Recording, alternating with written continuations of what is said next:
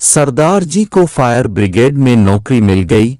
नौकरी के दूसरे दिन लड़की ने कॉल की, हेलो, मेरे घर पर आग लग गई है। सरदार, आपने पानी डाला? लड़की, हाँ, मगर आग बुझी नहीं।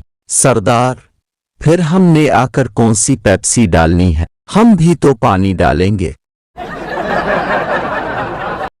बीवी, हमारी पड़ोसन हर महीने अपने शौहर के साथ घूमने जाती है। शौहर, तो फिर? बीवी, तो आप भी कभी ले जाया करें ना। शौहर, मैंने 3-4 बार कहा है, पर वो मानती नहीं है।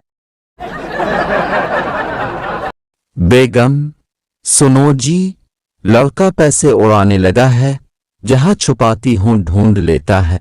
शौहर, कमीने की किताब में रख दो, इम्तिहान तक नहीं ढूंढ पाएगा।